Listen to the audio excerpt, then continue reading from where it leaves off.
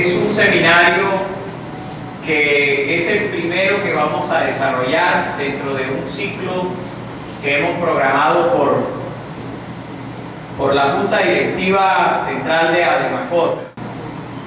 Nuestro primer conferencista muy conocido por todas y todos es el doctor Luis Carlos Avellaneda Tarazona. En el día de hoy nos estará trabajando el tema justicia transicional, el plebiscito y sus implicaciones. Vamos a mirar los acuerdos de La Habana en el marco de justicia transicional. Para ello, lo primero que tenemos que decir es que nuestro país ha sido un país que prácticamente después de la independencia, de la guerra de la independencia, hemos vivido en una cultura de guerra.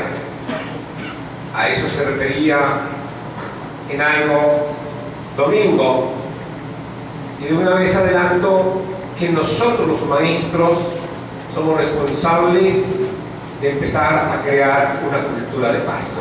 A la cultura de guerra tenemos que contraponer una cultura de la paz, y de eso nos hemos de encargar nosotros los educadores, por supuesto, con otro conjunto de instituciones dentro de la sociedad colombiana. Pero ese es uno de los grandes retos que tenemos, porque hemos vivido de conflicto en conflicto. Este último conflicto que vivimos todavía, estamos en tránsito de superarlo. Es un conflicto que lleva en términos reales más de 70 años, si tenemos en cuenta que se inicia con la confrontación entre conservadores y liberales por el tema de la posesión o la tenencia de la tierra. Un problema que se viene a agudizar mucho con la muerte, con el asesinato de Jorge Eliezer Gaitán, quien viene a tener un periodo de aclimatación con el gobierno de Rojas Pinilla, que acuerda hace unos pactos con las guerrillas de resistencia liberal, y que aquí quiero hacer una primera observación sobre el futuro de estos acuerdos de La Habana, y es que es un compromiso, debe ser un compromiso de todos los colombianos, y de que seamos vigilantes para que esos acuerdos se cumplan, para que esos acuerdos no sean traicionados. Hemos tenido muchos pactos traicionados, y si los colombianos no velamos porque este acuerdo se cumpla, pues va a ser otro pacto traicionado y nos llevará a otra guerra.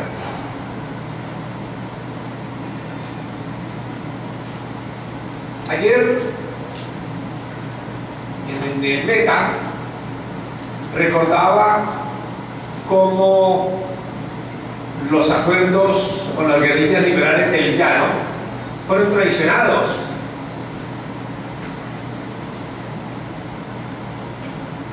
El legendario guerrillero liberal fue asesinado.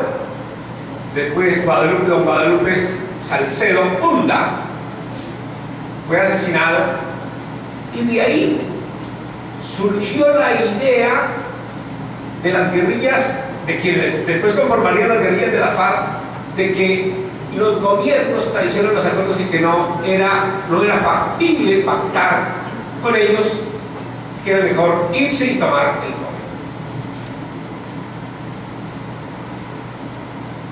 Podríamos también decir incluso que el pacto con el M-19 es un pacto traicionado, porque tenemos una constitución muy bien escrita, tal vez de las mejores constituciones del mundo, que se ha quedado en letra muerta, de lo que me ocuparé ahora más adelante. Y es un pacto también traicionado. Bien, digamos entonces que formalmente este conflicto armado que hoy buscamos superar de manera parcial, porque es un acuerdo apenas con las FARC, Es un conflicto que formalmente se inicia en 1964. El mes de mayo de 1964 se crean las FARC. O sea que, por lo menos formalmente, si lo queremos establecer así, son ya más de 52 años de conflicto con la FARC. Hay quienes dicen que las guerras a veces son necesarias para el desarrollo de los pueblos. Santiago Gamboa parodió un gran título de una obra de fama mundial, de talla mundial, como La Guerra y la Paz. Y Santiago Gamboa en ese libro relata cómo la guerra ha servido para desarrollar las sociedades. Ese es un tema hoy cuestionado, ampliamente cuestionado, de si las guerras son necesarias, de si las guerras sirven a la sociedad o no.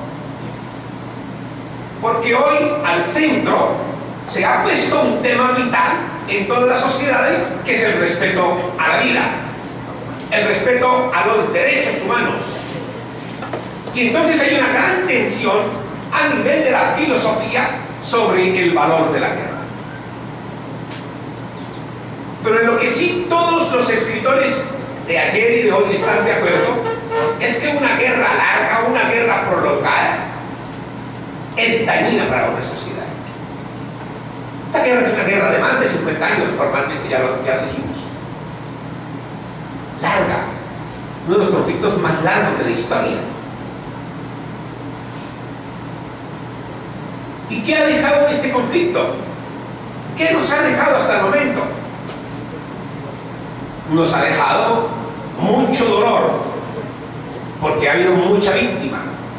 Ha habido mucho hecho victimizante. Creo que en estos días debimos ajustar la cifra de 8 millones de víctimas registradas en el Registro Único Nacional de Víctimas. 8 millones.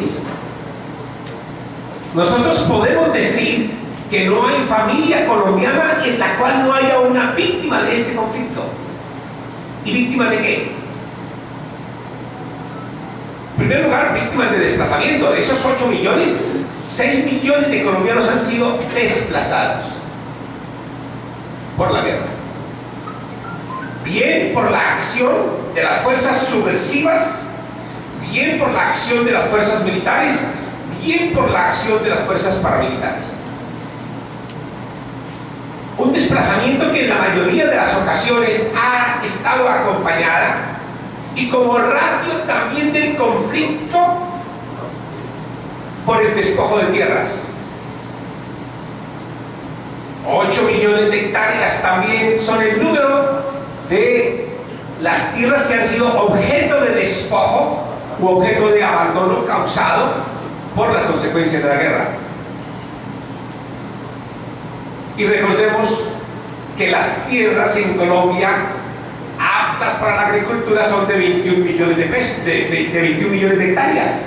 Si son 21 y 6 han sido objeto del despojo, miremos la proporción tan grande para decir que al centro de este conflicto ha estado el tema de la tenencia de la tierra. Y es que debemos recordar que aquí, desde la llegada de los españoles, ha habido unos grandes latifundios que solo han sido afectados muy parcialmente. Llegó la corona española y dijo: la corona española es la dueña de todas estas tierras. Y luego la fue repartiendo a quienes eran conquistadores. Y nuestros indígenas fueron despojados de sus tierras. Ahí está el primer gran acto de despojo de tierras.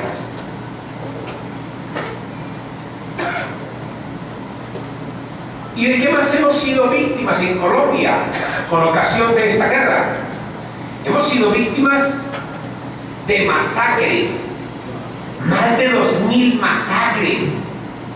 Ver una masacre en Colombia tiene uno que ponerlo a llorar por muy valiente que sea. porque hemos cometido los actos de suma barbaridad, de suma ferocidad. Somos feroces, bárbaros. Hemos cometido delitos de ferocidad y de barbarie que se llaman delitos de lesa humanidad. Los genocidios, las desapariciones de personas, los secuestros, la humillación de las mujeres con la ocupación de su sexo como territorio de guerra, niños, niñas reclutados de manera infame a un conflicto que no les pertenece, que no entienden. Demasiada sangre ha corrido.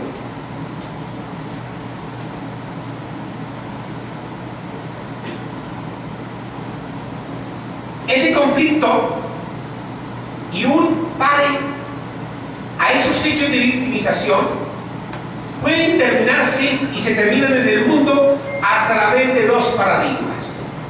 Uno, con la guerra misma. La guerra se acaba con la guerra cuando uno de los contendientes es capaz de exterminar al otro. Y se termina la guerra, pero deja las semillas de otra guerra. Porque allá, en quienes quedaron tendidos en el campo de batalla, queda germinándose el odio y el sentimiento de venganza. Y se incoba otro nuevo conflicto.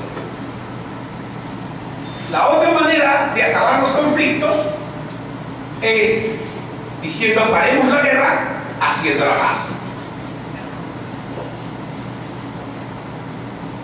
Para pacem, no para pacem, para bellum, sino hagamos la paz haciendo la paz, sentándonos en paz a dialogar, buscando razonablemente un acuerdo. El país, después de haber intentado los dos caminos, el camino del exterminio y el camino del diálogo, por fin hemos logrado un acuerdo con la guerrilla más fuerte en términos numéricos en el país, con la más larga, con la guerrilla que históricamente es más legendaria. Y es un acuerdo que abarca básicamente 6 puntos, de los cuales lo voy a ocupar muy rápidamente. El primer punto es el de desarrollo rural integral. Pero antes de empezar los puntos, ahora nuestro periodista de acá me preguntaba, ¿y ese acuerdo es bueno? ¿Contempla todo lo que se necesita en la sociedad para conquistar la paz? No, es un acuerdo incompleto. Para mí es un acuerdo incompleto. Pero, como lo dijera Domingo, ese es el acuerdo al que podemos llegar. Ese fue lo que se acordó en la mesa. Tocaron 6 puntos. A la sociedad colombiana de aquí en adelante le tocará mirar cómo se perfecciona este acuerdo por otras vías. De la participación ciudadana, de la democracia, en fin. Pero el primer punto entonces, desarrollo rural integral. ¿Qué contiene ese tema de desarrollo rural integral? Contiene los siguientes puntos. Primero, un tema de reparto de tierras. Nosotros en el país tenemos muchos campesinos con vocación para el campo, por supuesto, ¿no? Así parezca redundante decirlo, pero lo quiero enfatizar, que no tienen tierra, o que tienen muy poca tierra, o que tienen tierra que no es apta para la producción agropecuaria, porque o le falta regadío o es inundable. No está adecuada la tierra para la explotación agropecuaria. O porque sus tierras están en zonas de reserva que no pueden utilizarse para la explotación agropecuaria. A esos campesinos se ha pactado en La Habana que se les va a repartir tierra, y para ello se va a hacer un banco de tierras. ¿Y cómo se va a nutrir ese banco de tierras? ese banco de tierra se va a nutrir, uno, con los baldíos que son de propiedad de la nación, que no han sido adjudicados hasta el momento. Dos, con baldíos que llegue a récord de la nación por haber sido mal adjudicados. Aquí hay mucha tierra que, debiendo tener vocación para ser repartido a los campesinos pobres, se les repartió a grandes capitalistas, a grandes industriales, a grandes financieros y a grandes latifundistas. Congresistas se aprovecharon de su condición de congresistas para hacerse titular 20.000, 40.000, 60.000, hasta 100.000 hectáreas de tierra.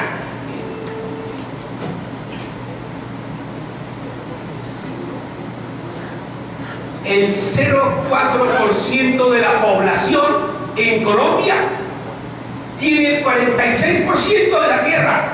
Por eso tenemos uno de los Ginis de distribución de tierra más altos en el mundo, de mayor concentración. Por eso se justifica hacer un reparto de tierra.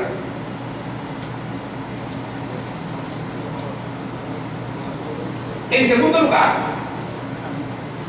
se plantea la necesidad de, a través de acciones del Estado, recuperar tierras para la producción agropecuaria. Hay tierras que son muy inundables. Aquí en la costa hay tierras inundables. La Mojana es una de las tierras que son inundables. Ahí hay que hacer obras de gran infraestructura para poder adecuar esas tierras a la producción agropecuaria. Pero hay tierras que tenemos que no tienen agua. Pasa lo contrario. Por ejemplo, en general, las tierras del Valle del Magdalena, en los departamentos del Huila, del Tolima, son tierras muy secas, muy áridas, que necesitan de agua para la producción. Allá hay que llevar distritos de riego. ¿Qué más se pacta en La Habana? Un tema de apoyo tecnológico a nuestros campesinos. Nuestro país es uno de los países más atrasados en el campo. Nuestros campesinos tienen vocación agropecuaria, pero no saben cultivar. Y por eso no podemos ser competitivos en el mundo en nuestra producción agropecuaria. En los años 70 y 80 hubo mucho auge en los temas agropecuarios, pero toda la institucionalidad que teníamos en materia agropecuaria fue desmantelada. Y hoy prácticamente no tenemos nada de eso.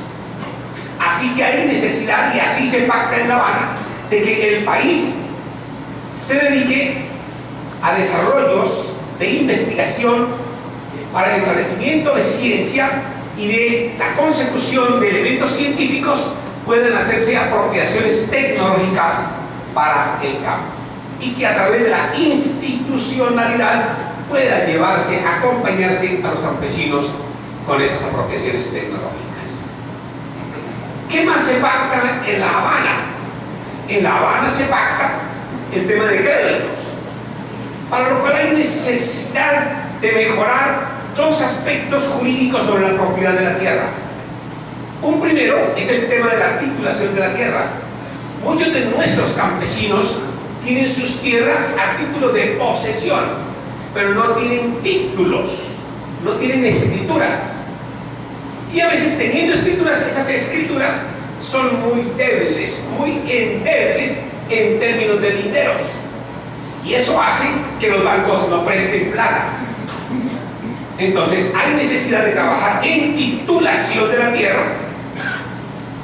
Hay necesidad de trabajar en modernizar el catastro en las áreas rurales, porque tenemos un catastro muy débil, que incluso cuando se ha mirado el tema del despojo de tierras, esa debilidad catastral ha hecho que se facilite el despojo de tierras. ¿Y qué más se requiere? Mercados. Aseguramiento de mercados para los campesinos. Porque muchas veces nuestros campesinos producen y llegan al mercado, y en esta libertad de precios, el campesino se encuentra con que pueda vender su producto y el valor de su producto le resulta menor a la inversión que tuvo que hacer. Hay que hacer aseguramiento de mercados.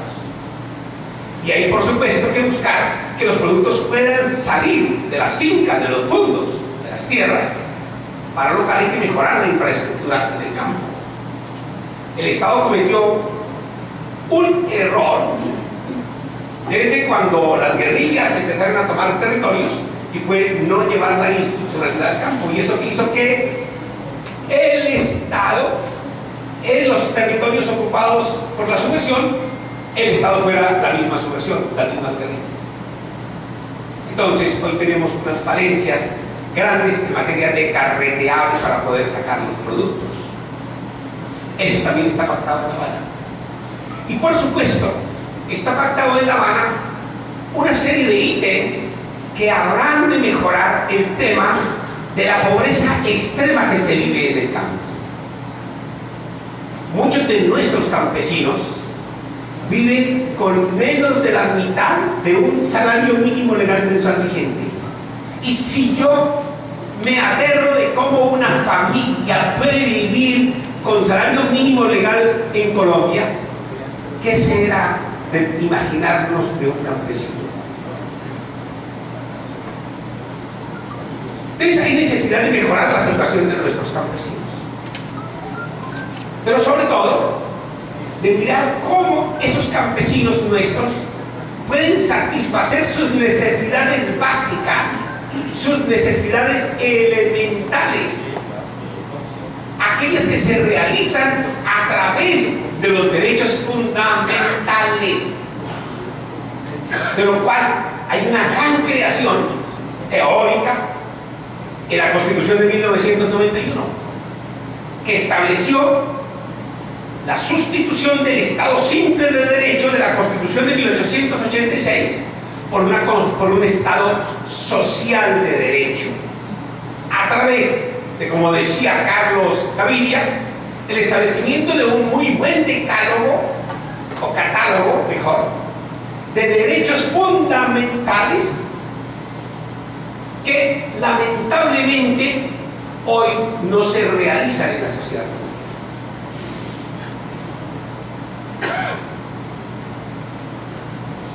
Esos campesinos hoy están ausentes de educación, de salud.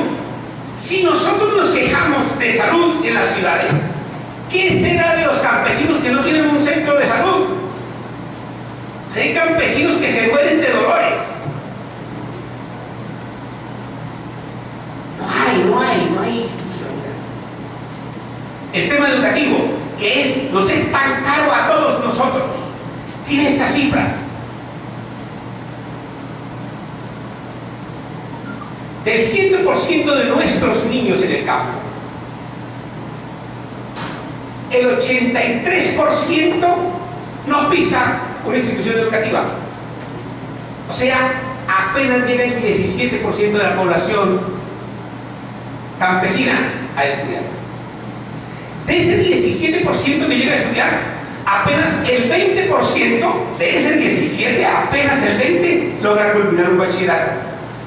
Y de ese 17, apenas un 1% termina la universidad. Miren las cifras cómo son de dramáticas ahí. Y estamos hablando de un derecho fundamental, facilito, esencial, que no puede faltar por su esencialidad para la construcción de la dignidad del ser, y porque la educación es, no voy a desbaratar una frase que es de donde nace todo el resto de derechos, porque esa frase la tengo reservada para el tema de la paz más adelante. No es que la educación, ustedes saben cuánto valor le concedemos nosotros al tema de la educación en la formación de una persona y en la construcción de una sociedad. Entonces, estamos hablando de unos temas muy dramáticos en el campo. Ese acuerdo, si se cumple, es un acuerdo que va a hacer florecer el campo, que nos va a generar a nosotros seguridad y soberanía alimentaria, uno de los temas estratégicos en materia de políticas públicas en una sociedad moderna. Seguridad y soberanía alimentaria, pero que además nos podría permitir que nosotros contribuyamos a resolver uno de los flagelos en el mundo, que es el hambre. Hoy 1.400 millones de seres en el mundo padecen hambre. Y nosotros, gracias a nuestro potencial para la producción agropecuaria, dada nuestra ubicación en el trópico, que es muy ventajosa, nos permitiría ayudar a resolver ese problema y ayudar a resolver en consecuencia muchos problemas de nuestra economía. Bien, primer punto. Segundo punto, el tema de víctimas.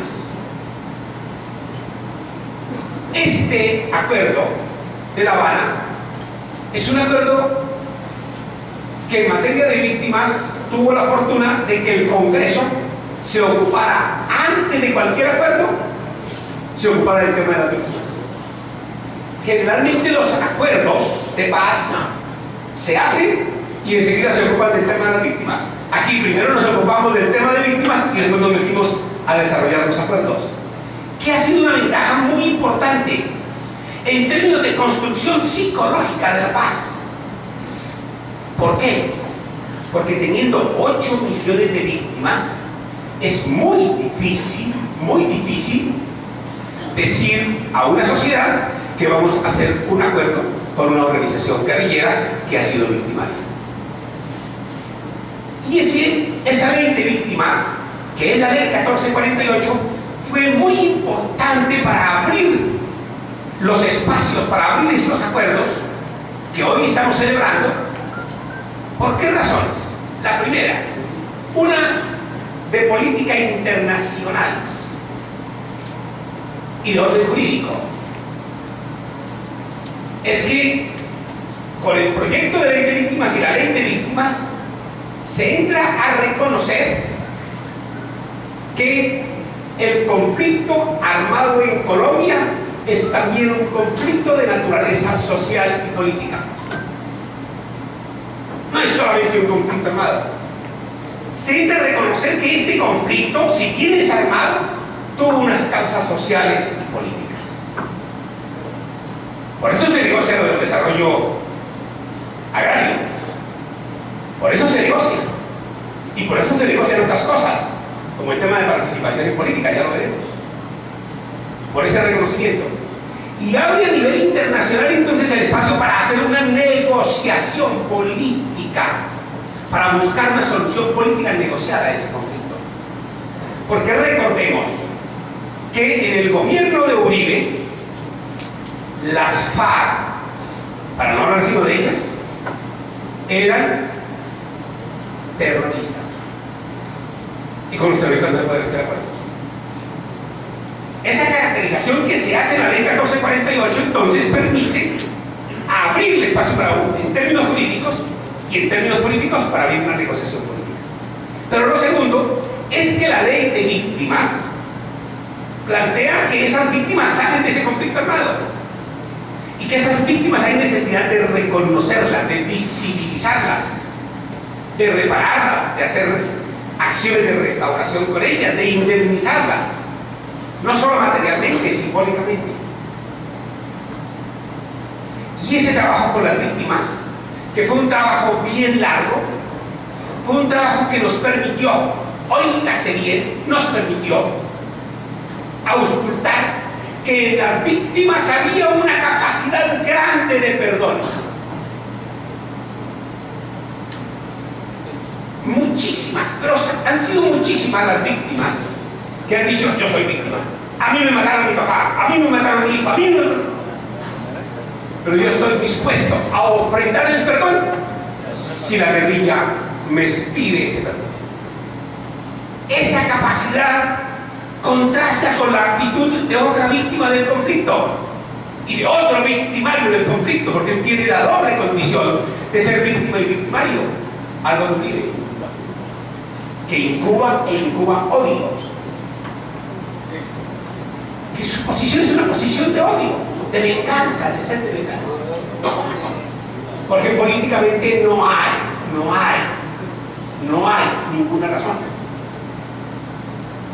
Les recomiendo ver las entrevistas que le han hecho a Henry, se me acaba de Acosta, gracias, Henry Acosta, que fue intermediario de Uribe entre la FARC y su gobierno para una negociación. Entonces él muestra cómo Uribe estuvo dispuesto a ir con más benevolencia con la FARC que el acuerdo que se ha hecho ahora en este gobierno. Se lo recomiendo.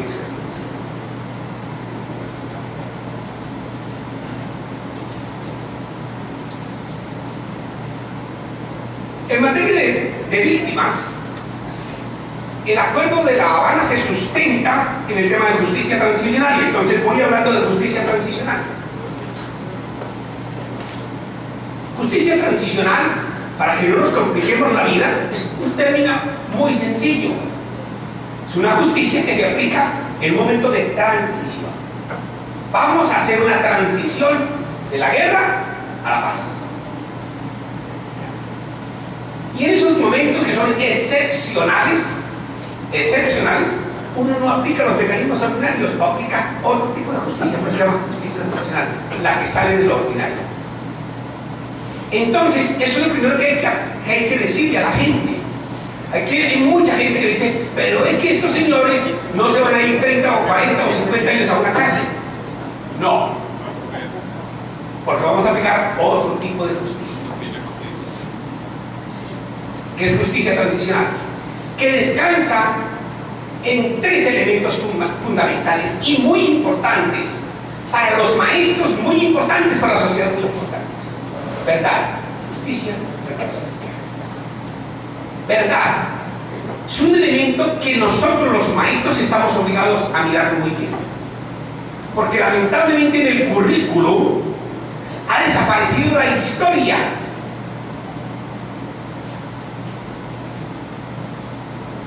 Hace poco terminé de leer un libro, Espejo de la Memoria, que nos relata de cómo nosotros colombianos no tenemos memoria. Y eso se obedece a un tema de estos que tenemos acá, desafortunados. Bien se lo podemos achacar a la década de 1960, cuando los gobiernos decidieron que íbamos con nuestros niños en medias jornadas, en media dosis de educación, en media ración de educación, media jornada, que nos llevó a que desapareciéramos casi todo lo social de la formación de nuestros niños y nuestros niños. Y nuestros maestros no tienen los espacios, pero hay que buscarlos, porque esto es muy importante. ¿Cómo reconstruimos la verdad del conflicto en sus causas, en sus consecuencias? ¿Cómo mostramos estos acuerdos de La Habana de manera didáctica, que nuestros muchachos los puedan entender y la sociedad los pueda aprender?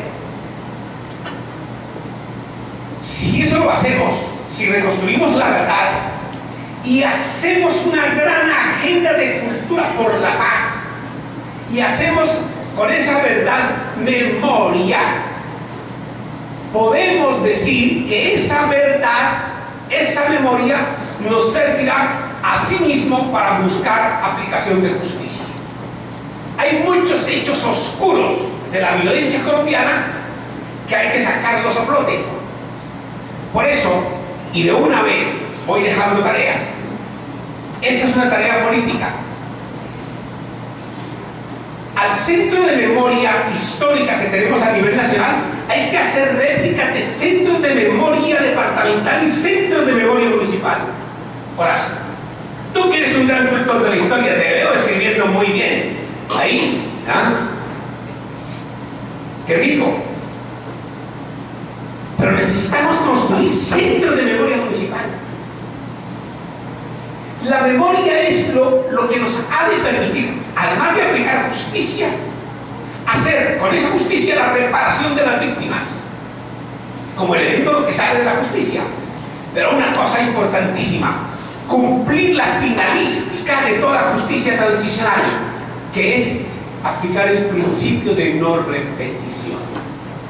No repetir el horror del conflicto. Si esa tarea no la hacemos bien, a la vuelta de 5 o de 10 años encontraremos a otra gente armándose. Y eso será lamentable. Necesitamos construir paz estable, paz duradera, no paz para unos días.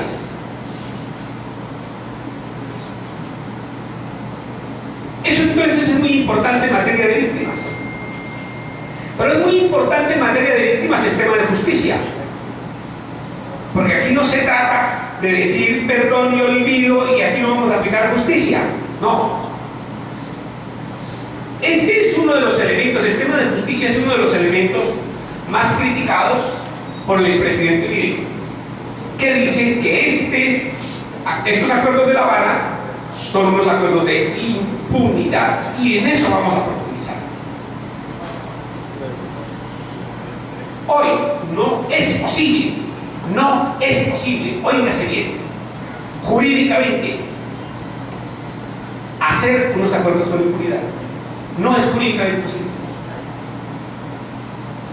Nosotros no somos una isla en el concierto de las naciones del mundo. Por el contrario, somos parte del mundo. Hoy la mayoría del derecho se pacta internacionalmente, se pacta en Naciones Unidas, se pacta en la OEA, en organizaciones internacionales. Y la legislación interna está supeditada a lo que se pacte internacionalmente. Internacionalmente se pactó lo que se llama el Acuerdo o el Estatuto de Roma. Y ese Estatuto de Roma no permite que se pueda aplicar amnistía, no memoria, o indulto, perdón, frente a delitos de lesa humanidad y a crímenes de guerra.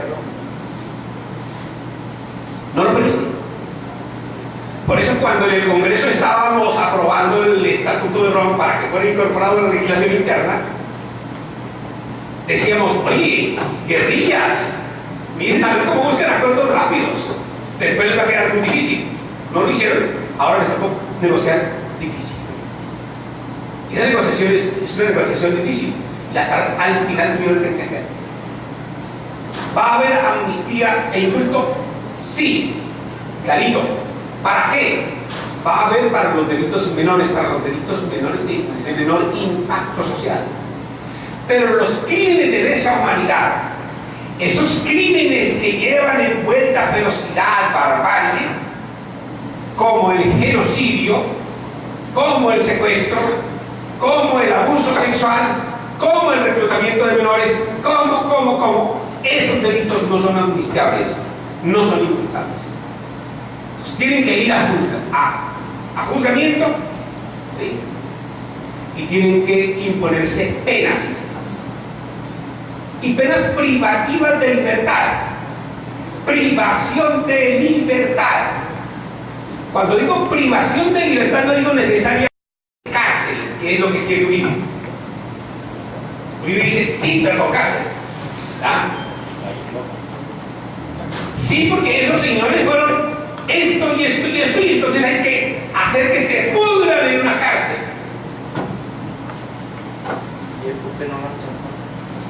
Entonces, aquí van a haber penas privativas de la libertad, pero no son cárcel, pero sí son penas privativas de la libertad.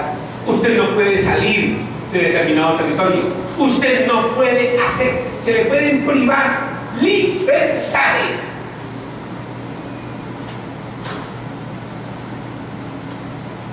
Pero además se van a imponer penas de restitución a las víctimas. Y entre esas unas muy importantes, que la gente en lugar, esos victimarios, en lugar de estar en las cárceles, salgan a hacer medidas de restauración a la sociedad, sobre todo en territorios donde se le hizo daño a las víctimas. Es decir, que allí hay un puente por reparar, producto de la guerra, vamos a repararlo. Que aquí se tumbó la escuela, vamos a reconstruir la escuela. Que vamos a reconstruir los caminos, etc. Y yo me pregunto, ¿eso no es mejor? Yo sé que muchos de ustedes fueron muy aficionados a ver debates de control político que hacíamos en el Congreso de la República. Uno de esos debates era el del sistema carcelario. El sistema carcelario es un sistema carcelario que nos sirve como medida de resocialización de las personas, que es la finalidad de todo sistema carcelario. La cárcel en Colombia no sirve para resocializar a la gente. La cárcel en Colombia sirve más bien para que la gente se gradúe o tenga máster o doctorado en delincuencia. Para eso sirven nuestras cárceles. Y nos vale mucho tener a una persona en la cárcel. En fin, yo no soy amigo de eso. Es mejor que salgan a restaurar. Y esas penas privativas de la libertad van a ser entre 5 y 7 años. Ahora, tienen que decir la gente la verdad. Si la gente no dice la verdad, se puede ir a penas más largas, entre 15 y 20 años. Y todo el mundo tiene que colaborar con la verdad, tanto los que están involucrados en delitos de lesa humanidad como en los delitos de menor impacto. Todos tienen que contribuir a la verdad, que repito, es un tema muy importante. En materia de víctimas también hay muchas medidas que son necesarias. El tema del desminado. Las FARC se han comprometido a hacer tareas de desminado con las fuerzas militares. Las FARC se han comprometido a mostrar dónde están las fosas donde han enterrado a gente víctima de este conflicto. Y eso es muy importante para las víctimas. Muchas víctimas dicen: yo no quiero nada de cárcel para la gente, que me digan dónde está mi ser querido, que yo quiero hacer el duelo. Nunca había encontrado en mi vida la importancia de esa palabra, el duelo, en términos psicológicos, en términos de poner el alma en paz, como ahora lo he comprendido. Yo quiero dónde están los restos para hacer el duelo, para tener seguridad, para tener certeza.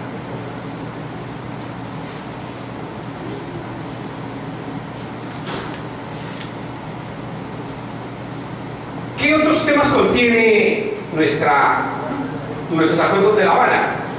Un tema de participación en política.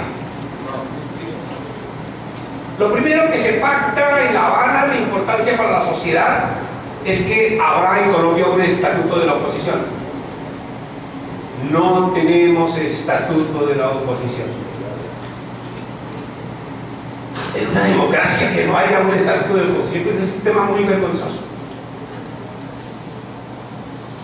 Ahí ya hoy están los partidos trabajando ese estatuto de oposición. Cuando estuvimos en el Congreso avanzábamos en algo, en algunas ideas, hay que dar unos borradores. Bueno, pero esa es una necesidad, un estatuto de la oposición. Ojalá, en virtud de estos acuerdos, podamos tener un estatuto de la oposición para que la oposición pueda ejercer sus derechos como oposición.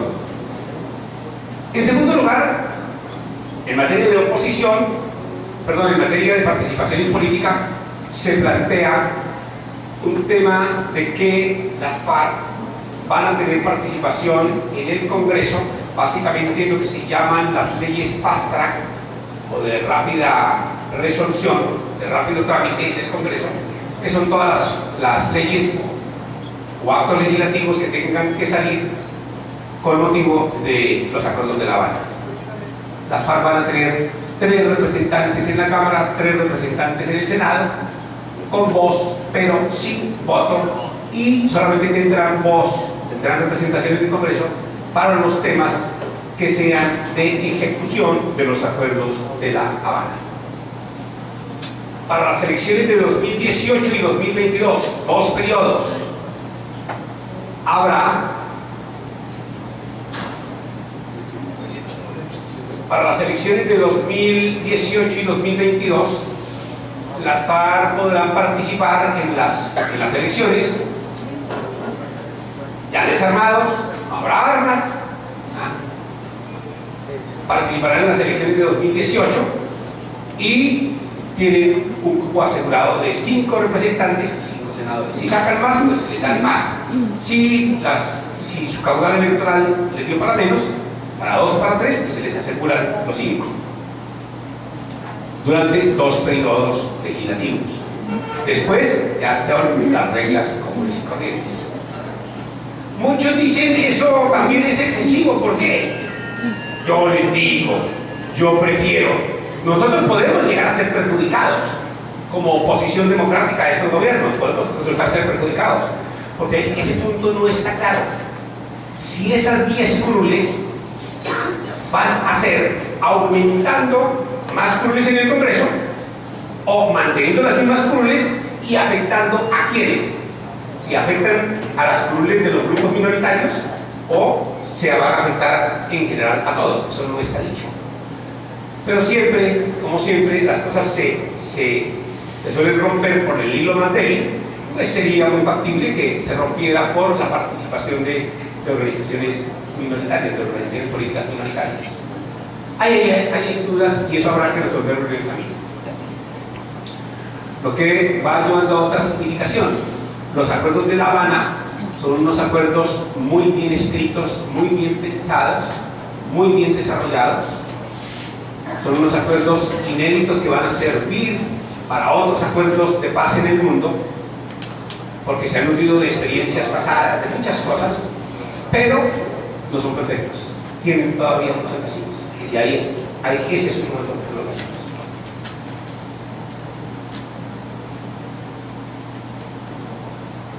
En participación en política, esto es insuficiente. Insuficiente. Yo creería que nosotros necesitamos desde la sociedad civil impulsar otra serie de reformas.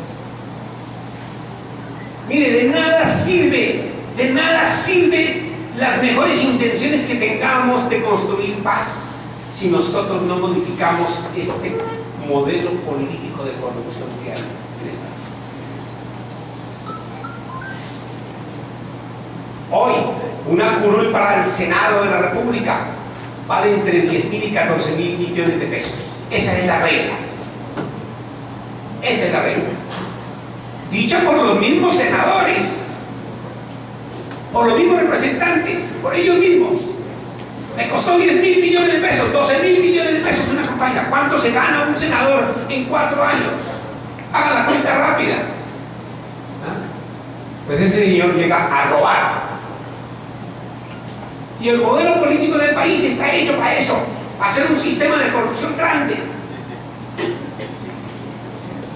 Porque ese senador llega a mirar cómo recuperar su plata. Pero como dice yo no soy pendejo, no solamente vengo a recuperar mi plata, sino yo tengo que ganar. Porque la política se volvió un gran negocio. Y entonces, ahí se termina la autonomía del Congreso. Porque el congresista le vende su voto al gobierno. Aquí en el país se aprueban las leyes que quiere el presidente de la República. Y en la asamblea y en el consejo se hace lo que quiere el gobernador y el alcalde respectivamente, porque todo eso se va reproduciendo. Y entonces la separación de poderes, ¿en qué queda?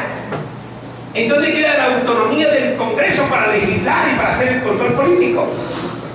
En nada. ¿Por qué no pudimos acabar con la ley 100 de 1993? Con todos los desafueros que tiene esa ley, ¿por qué no fuimos capaces, maldita sea? ¿Por qué? Este es un Congreso corrupto, que se lo compran las EPS, que se lo compra el gobierno, manejando 45 millones de pesos a 2012, gastaríamos 30 para tener un buen sistema de salud. Se roban 15 limpios, pero fuera de eso no le dan la salud que requiere la población. Entonces hay que modificarlo. Que la participación en política, por estar inserta en el artículo 40 dentro del capítulo primero de los derechos fundamentales, es un derecho fundamental. ¡Baja carreta! Cualquiera de ustedes intente ir al Congreso de la República a ver si puede. No puede. No puede competir con la compraventa de votos que hay en el mercado electoral. No puede. Excepciones muy honrosas llegaron al Congreso, ahora como Claudia o Navarro, que tienen voto de opinión. Pero es muy reducido ese voto de opinión que tenemos en Colombia. Y dicho sea de paso, ahí por favor, ustedes que son líderes en el magisterio, tenemos que frenar rápido en el magisterio ese impacto vergonzoso que está teniendo también la compraventa de votos en el magisterio. Intervención en política entonces. Drogas. Drogas, porque aquí ya me pasaron este papelito que dice que 10 minutos me quedaba. En drogas, otra cosa buena. El narcotráfico es un gran flagelo en la sociedad colombiana. Un gran flagelo que tiene mucho que ver con los cultivadores de hoja de coca, con nuestros campesinos. Son campesinos pobres que frente a la falta de oportunidades de poder vivir del campo, decidieron vivir un día de la producción de hoja de coca como materia prima para la producción de sustancias que le hacen mucho daño a la sociedad. Hay un primer acuerdo: sustitución voluntaria de cultivos. Y eso es lo que hay que hacer, ¿no? Al campesino, al pobre campesino, no hay que llevar y judicializarlo y meterlo en la cárcel, ¿no? Que si hombre, venga, ponga su fuerza de trabajo y ponga su tierra a producirla para el bien de la sociedad, no para el mal de la sociedad. Y hay que llevarle oportunidades, hay que llevarle las semillas, hay que ayudarle con todo eso que dijimos, que el desarrollo rural integral. Segundo tema, los consumidores. Los consumidores tampoco son para llevar a la cárcel. Son adictos, son enfermos. Hay que tratarlos con medidas de salud, sobre todo con prevención, con afecto, con mucho cariño en los hogares, en las escuelas. Esa es la otra cosa que se pacta en La Habana. Y tercero, sí, ataque duro al narcotráfico, al comercio de esas drogas. Hay que darle duro. No al comercio de drogas lícitas, porque ahí va a haber ahora, y gracias a muchos debates que se han hecho en el Congreso y a muchas visiones de ONGs, hoy ya tenemos claro que hay sustancias como la marihuana o como la hoja de coca, por hablar solamente de dos, que pueden tener unos usos benéficos para la sociedad, usos medicinales, usos industriales. Hoy ya lo sabemos. Y el Congreso ya empieza a meter en esto. Y empezamos a cambiar los paradigmas de que todo era un régimen de represión. Empezamos a cambiar los paradigmas y eso está bien. Luego viene el tema de implementación de los acuerdos. Una cosa que hay que decir es que, por fortuna, las FARC se metieron en un cese unilateral del fuego. Esto sirvió mucho, porque empezó a mostrar los beneficios que puede traer el fin del conflicto armado. Si ustedes miran las cifras de homicidios y en general de victimización, mejorado sustantivamente.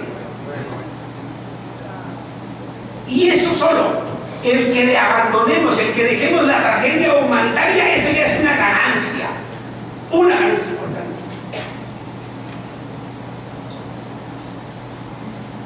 Entonces, hoy ya tenemos un cese bilateral del fuego. Hoy hay pactado que las FARC se van a ubicar en unas zonas especiales que estaban pactadas en 31, ahora van a quedar en 18, que allá se van a desarmar, que van a abandonar las armas. Hay también abandono de armas, no es que se van a quedar armadas, como también se venía diciendo desde quienes son opuestos a este proceso. Va a haber desarme.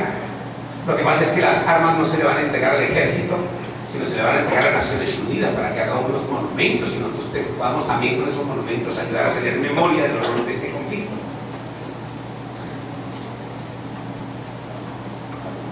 Se espera que en este tiempo a los integrantes de las FARC se les va a dar una suma de dinero inferior a la que se les daba en el gobierno de Uribe, ¿ah? 622.000 pesos mensuales durante 2 años, y se va a buscar que esas personas que quieran estudiar, que quieran habilitarse para artes, para oficios, pues lo pueden hacer. Esto se trata de todos los mecanismos de reinserción a la sociedad. Eso hay que hacerlo. Hay que dejar a esa gente abandonada, porque mucha gente no sabe si echar plomo, no sabe hacer otra cosa. Hay que darle la mano para que se reinserte a la sociedad y nosotros tenemos que coadyuvar en eso. Esto es, los acuerdos de La Habana son la paz. No, no son la paz. Los acuerdos de La Habana pueden ser el comienzo de la paz. La paz es mucho más llena, mucho más rica de contenidos. Para la paz tenemos en primer lugar que crear una cultura de paz. Y va aquí otra tarea, Domingo.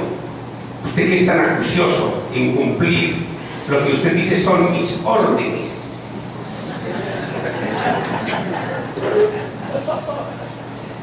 Necesitamos desarrollar la Cátedra de la Paz. La Cátedra de la Paz está establecida legalmente, pero muy poquiticos departamentos tienen avanzado ese tema. Hay que meterle a la Cátedra de la Paz. Yo diría que por lo menos va a ser una necesidad nuestra durante los 20 años, por lo menos, darle duro a eso. Y eso lleva un trabajo envuelto grande, de carácter pedagógico, de desarrollo curricular. Entonces aquí tenemos que traer a los mejores hombres y mujeres a que nos ayuden y a hacer las cartillas de la Cátedra de la Paz. Hay que trabajar en eso. Ramiro Saavedra, un profesor, ha hecho unos trabajos interesantes en el Valle del Cauca sobre eso, pero tenemos que trabajar a ese tema. Bien. Plebiscito. Plebiscito fue el mecanismo que finalmente se acordó en La Habana para refrendar los acuerdos. Los acuerdos de La Habana no necesitarían de refrendación. Bastaría la voluntad política del presidente de la República y unos acuerdos como los que se lograron en La Habana para eso. Pero el presidente se le metió en la cabeza que deberían ser refrendados por el pueblo colombiano. Se acordó el mecanismo del plebiscito. El plebiscito ya fue avalado como mecanismo para estos efectos por la Corte Constitucional. Fue avalado también el umbral del 13%, y ahí tenemos un primer gran reto.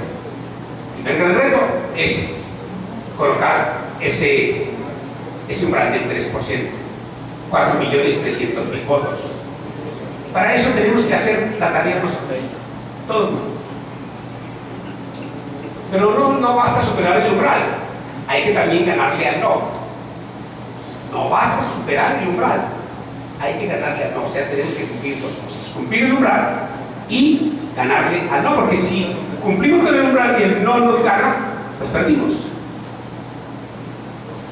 El plebiscito está muy cerca, es el 2 de octubre. O sea, estamos a un mes. Y entonces ahí hay muchas urgencias. Entonces yo celebro que Ademacor esté en esta tarea.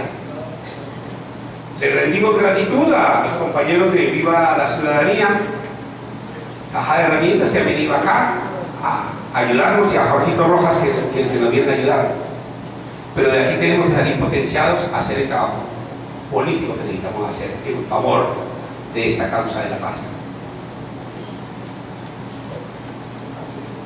Ustedes tienen que salir a sus municipios, ojalá a multiplicar con los maestros esta tarea.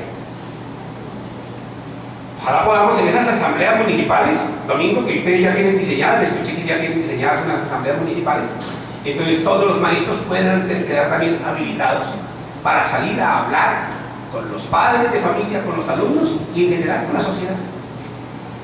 Es un deber nuestro. Deber, un imperativo categórico, un imperativo moral. Eso es de los que hablaba Kant. Deber ontológico, deber ético. No lo situó solamente en el campo del artículo 22 de la Constitución, de que la paz es un deber de los colombianos. No solamente ahí, más allá, nuestro deber ético. De manera, compañeras y compañeros, que ojalá el 2 de octubre podamos todos nosotros terminar gozosos de que hemos contribuido como ciudadanos, como maestros, en esta importante tarea de pedagogía. Que las antorchas que ustedes van a transitar por este departamento insumen también nuestros corazones, y con nuestros corazones y con nuestra herramienta que es la pedagogía podamos contribuir a que la ciudadanía adopte el mejor camino, el camino del cese al conflicto armado. Y termino rememorando a Estanislao Spleta. Estanislao Spleta decía: la paz no es la ausencia de conflictos. Tendremos conflictos, pero lo importante de aquí en los de La Habana, hay muchos peligros. Eso habría que hacer después otro, casi que otro seminario. La paz tiene muchos peligros, pero el principal peligro es el del plebiscito, ahora el 2 de octubre, pues hay que votar. Pero también tenemos que empezar a pensar hacia la presidencia de la República. Si llega a la presidencia de la República un enemigo de la paz, esto puede tener un reversazo muy grande. Así que a empezar a mirar también la coyuntura política y a disponernos a hacer un muy buen ejercicio unitario, un muy buen ejercicio programático de cara a la construcción de paz. Muchas gracias, muy amable.